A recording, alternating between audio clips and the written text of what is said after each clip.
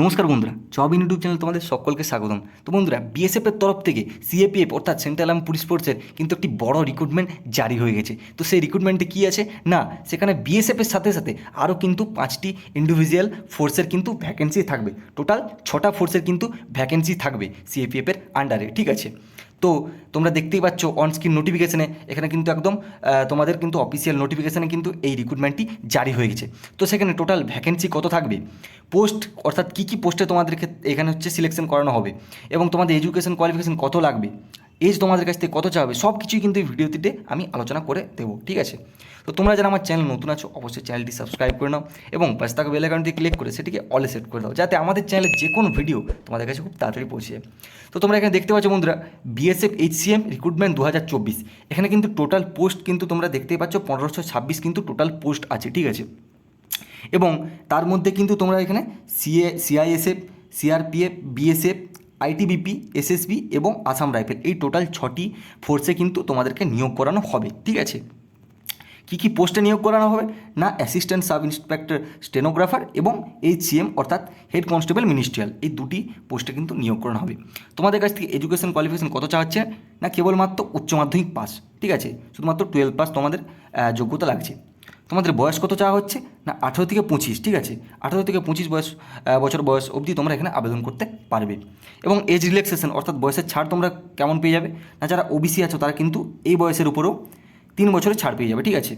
এবং যারা এসসি এবং এসটি আছো তারা কিন্তু 18 থেকে 25 বছর বয়সের উপরেও 5 বছরের ছাড় পেয়ে যাবে, ঠিক আছে। তো এর উপরে দেখে নেবো আমরা সিলেকশন প্রসেসটা, ঠিক আছে। তো সিলেকশন প্রসেসে তোমরা প্রথমেই কিন্তু দেখতে পেয়ে যাবে এখানে এক্সাম রয়েছে একটা, ঠিক আছে, একটা রিটেন এক্সাম রয়েছে। সেই রিটেন এক্সামে তোমাদের যে সিলেবাসটা, ঠিক আছে, একটা তোমাদের কিন্তু এক্সপেক্টেড সিলেবাস তোমাদেরকে আমি বলে দিচ্ছি যে জিআই থেকে কিন্তু থাকবে 20টা কোশ্চেন 20 নাম্বারের, হিন্দি আর ইংলিশ থেকে 20টা কোশ্চেন থাকবে 20 নাম্বারের, ক্ল্যারিক্যাল অ্যাপটিটিউড থেকে থাকবে 20টা কোশ্চেন 20 নাম্বারের, তারপর নিউমেরিক্যাল অ্যাপটিটিউড থেকে থাকবে 20টা কোশ্চেন 20 নাম্বারের, এবং কম্পিউটার থেকে থাকবে 20টা কোশ্চেন 20 নাম্বারের। অর্থাৎ টোটাল কিন্তু 100 নাম্বার এখানে পরীক্ষা হয়ে যাবে। টাইম দেওয়া থাকবে তোমাদের 90 মিনিট, অর্থাৎ 1 ঘন্টা 30 মিনিট কিন্তু তোমরা এখানে সময় পেয়ে যাবে।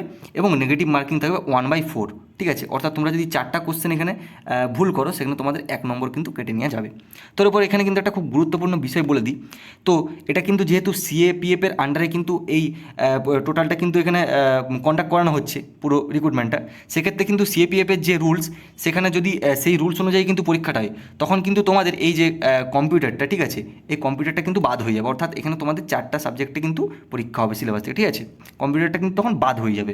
অর্থাৎ তখন কিন্তু এখানে 20 নাম্বারের জায়গায় সবগুলো কিন্তু 25 নাম্বার করে হয়ে যাবে। অর্থাৎ জিআই থেকে 25টা কোশ্চেন থাকবে 25 নাম্বারের, হিন্দি থেকে 25টা কোশ্চেন থাকবে এবং ইংলিশ থেকে 25টা কোশ্চেন থাকবে 25 নাম্বারে, ক্লারিক্যাল অ্যাপটিটিউড থেকে 25টা কোশ্চেন থাকবে 25 নাম্বারে, এবং নিউমেরিক্যাল অ্যাপটিটিউড থেকে 25টা কোশ্চেন থাকবে 25 নাম্বারে।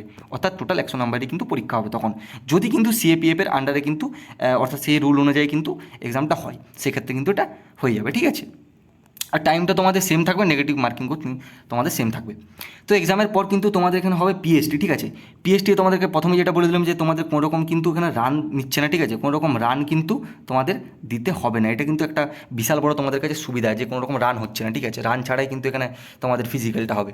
তো ফিজিক্যালে শুধুমাত্র কী কী চেক করা হবে না, হাইট, চেস্ট, এটুকুই কিন্তু তোমাদের ফিজিক্যালে চেস্ট করা হবে, ঠিক আছে।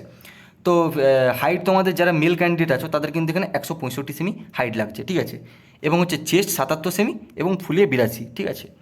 এবং যারা ফিমেল ক্যান্ডিডেট রয়েছে ওখানে তারা কিন্তু 155 সেমি কিন্তু হাইট লেগে যাচ্ছে, ফিমেলদের কোনো রকম চেস্ট এখানে লাগছে না। তো এটা গেলো তোমাদের পিএইচডিটা, ঠিক আছে। তো পিএইচডির পর কিন্তু তোমাদের হবে এখানে একটা স্কিল টেস্ট।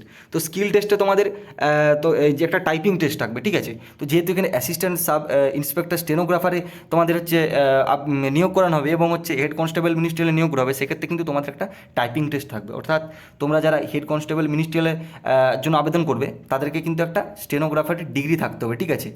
এবং যারা এখানে অ্যাসিস্ট্যান্ট সাব ইন্সপেক্টর স্টেনোতে আবেদন করবে তাদের টাইপিংয়ের কিন্তু একটা দক্ষতা ভালো রাখতে হবে, ঠিক আছে। টাইপিংয়ের কিন্তু একটা ভালো দক্ষতা তোমাদেরকে রাখতে হবে যারা অ্যাসিস্ট্যান্ট সাব ইন্সপেক্টর স্টেনোতে কিন্তু আবেদন করবে। তো এই গেল স্কিল টেস্ট। তো স্কিল টেস্টের পরেই কিন্তু তোমাদের হবে কিন্তু ডকুমেন্টস ভেরিফিকেশন, ঠিক আছে। তো সকলে জানো ডকুমেন্টস ভেরিফিকেশন হয়, ঠিক আছে। তো ডকুমেন্টস ভেরিফিকেশনটা কিন্তু তোমাদের স্কিল টেস্টের পরে হয়ে যাবে এবং তারপর হবে তোমাদের মেডিকেল, ঠিক আছে। অর্থাৎ সিলেকশন প্রসেসে লাস্ট যেটা হচ্ছে স্টেপ, তো সেখানে কিন্তু মেডিকেল হয়ে যাবে। অর্থাৎ exam, PhD, skill test, documents verification এবং হচ্ছে মেডিকেল, ঠিক আছে। তো এরপর দেখে নেবো বন্ধুরা যে অ্যাপ্লিকেশন ফিটা তোমাদের কাছ থেকে কত নিয়ে নেওয়া হচ্ছে।